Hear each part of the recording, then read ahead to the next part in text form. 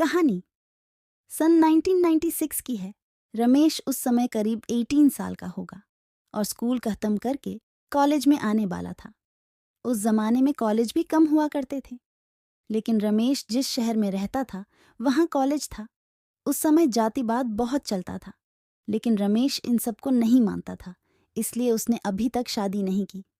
हालांकि उस वक्त 16 साल की उम्र में ही शादी हो जाती थी, लेकिन रमेश ने अपनी पढ़ाई के चक्कर में और उसे शादी करने का बिल्कुल मन नहीं था।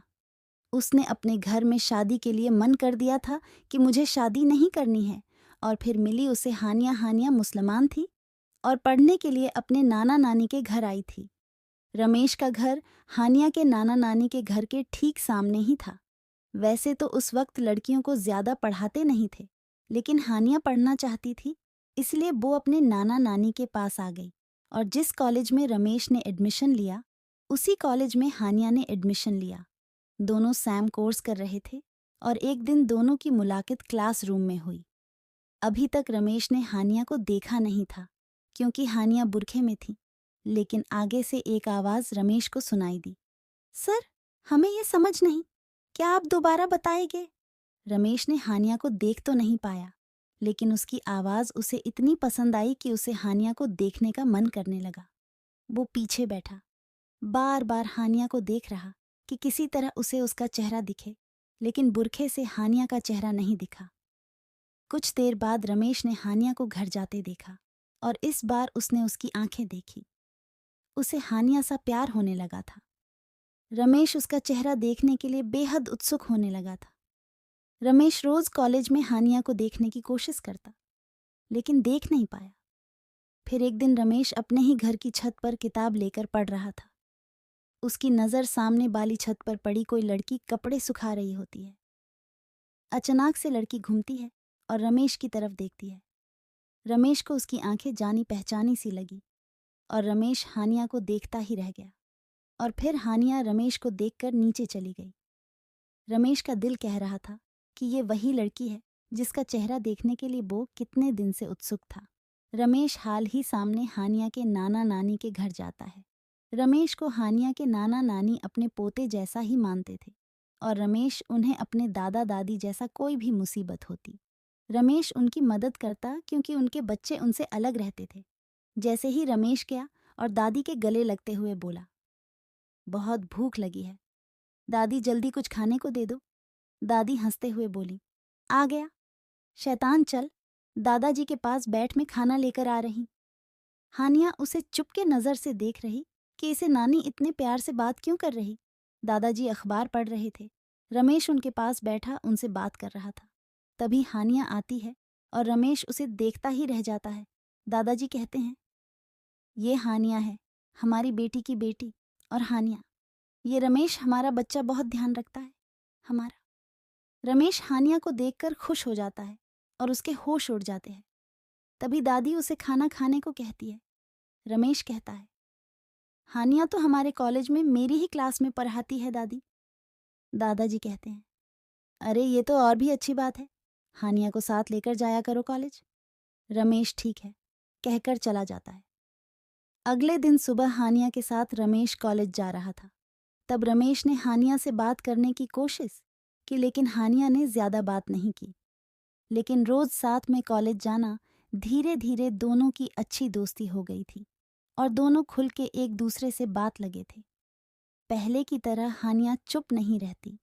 कुछ दिनों से कॉलेज में एक लड़का हानिया को परेशान कर रहा था, लेकिन हानिया ने रमेश को नहीं बताया। लेकिन एक दिन रमेश ने अपनी आंखों से एक लड़के को देखा। वो हानिया का हाथ पकड़ने की कोशिश कर रहा था। रमेश ने लड़के को मारा और उसकी कंप्लेन की, और रमेश हानिया से गुस्सा हुआ और बोला, तुमने मुझे बताया क्यों नहीं? उस हानिया रमेश को सुनती रही। धीरे धीरे हानिया को रमेश से प्यार होने लगा था, जबकि रमेश पहले से ही हानिया को अपना दिल दे बैठा था। कोई उसे गंदी नज़र से देखे, रमेश को ये पसंद नहीं था, इसलिए हर वक्त रमेश हानिया के साथ ही रहता था। एक दिन रमेश और हानिया एक दूसरे को छत से देखकर मुस्कुरा रहे थे। दादी ने दोनों को देख लिया। जब रमेश दादी के पास गया, तब दादी ने मुस्कुराकर कहा, अपने दिल की बात उससे कह दी या नहीं? रमेश ने जल्दी में जवाब देते हुए कहा, अभी कहाँ बोल पाए। दादी और रमेश को एकदम से याद आया। दादी को कैसे पता चला? और फिर दादी ने कहा, साथ अच्छे लगते हो, जल्दी हानिया को अपने दिल की बात बता दे। रमेश, दादी कहीं मना ना कर दे, इस बात का मुझे डर लगता है। दादी कुछ ही दिनों बाद घर चली जाएगी, फिर बैठा रहना कोई और ले जाएगा उसे शादी करके। रमेश, नहीं नहीं, दादी शुभ शुभ बोलिए। रमेश अगले दिन ही रास्ते में हानिया को अपने दिल की बात बताते हुए कहता है, सुनो हानिया, मैं तुमसे बहुत प्यार करता हूँ और तुमसे शादी करना चाहता हूँ। हानिया मुस्कुराते हुए चली जाती है और शाम को घर आने को कहती है। रमेश शाम को घर जाता है। हानिया के नाना नानी और हानिया बैठे होते हैं। हानिया सब कुछ बता देती है अपने नाना नानी को। दादाजी मुस्कुराते हुए कहते हैं, तो कब करनी है शादी? रमेश और हानिया उनका आशीर्वाद लेते हैं। धीरे धीरे दोनों साथ में समय बिताते हैं और समय कब निकल जाता है पता ही नहीं चलता। कुछ दिनों बाद हानिया की पढ़ाई पूरी हो जाती है और हानिया अपने घर जाने से पहले सबसे मिलती है, खासकर रमेश से। हानिया रो रही थी। रमेश हानिया से कहता है, रो मत, घर जाकर चिट्ठी लिखना, मैं भी लिखूंगा और मम्मी पापा से बात करो और बस फिर शादी करके ले आएंगे तुम्हें। हानिया रमेश को आखिरी दफा गले लगाती है और फिर चली जाती है। घर जाकर दोनों एक दूसरे को चिट्ठी लिखते हैं। करीब 20 दिन लग जाते थे दोनों की बात एक दूसरे तक पहुंचने में, जब तक दोनों एक दूसरे की चिट्ठी का इंतजार करते रहते थे। एक दिन हानिया के नाना नानी ने हानिया के माता पिता से बात की। रमेश और हानिया की शादी के लिए रमेश भी वहीं बैठा सुन रहा था, लेकिन हानिया के पिता इस शादी से इनकार कर देते हैं क्योंकि रमेश हिंदू था। लेकिन हानिया ने अपने घर में कह दिया कि वह सिर्फ रमेश से ही शादी करेगी। उस समय लड़की का इतना कहना बहुत बड़ी बात थी। उसके बाद हानिया के पिता ने एक लड़का देखकर हानिया की शादी तय कर दी। हानिया ने रमेश को खत लिखा कि उसके पिता उसकी शादी जबरदस्ती कर रहे हैं और वो कुछ करे। जब तक रमेश के पास खत पहुंचा, हानिया की शादी हो चुकी थी। रमेश हानिया के घर पहुंचा, लेकिन वहां कोई नहीं मिला। हानिया के माता पिता भी वहां से दूसरी जगह रहने चले गए। ये बात हानिया के नाना नानी तक को पता नहीं चलने दी। हानिया करीब 1 साल बाद अपने नाना नानी के घर आई। जैसे ही रमेश को पता चला हानिया आई है, रमेश भाग कर गया। रमेश ने हानिया को देखा।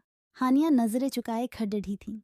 उसने रमेश को नहीं देखा क्योंकि अगर वह रमेश को देखती तो फिर वापस नहीं जा पाती, फिर दुनिया उसे कलंकित कहने लगता। हानिया के आंखों के नीचे काले गड्ढे पड़ चुके थे। हानिया चेहरा देख रमेश समझ गया था कि हानिया वहां खुश नहीं है, इसलिए रमेश ने हानिया से कहा, अब यही रहोगी ना, वहां मत जाना, अब हम शादी कर लेंगे। हानिया ने रमेश से कहा, आखिरी बार माफ़ी मांगने आए हैं, हमें माफ़ कर देना, अब हम किसी और के हैं, वो हमें जैसे रखेंगे वैसे हमें रहना पड़ेगा। हानिया इतना कहकर चली गई। रमेश बस रोता रह गया।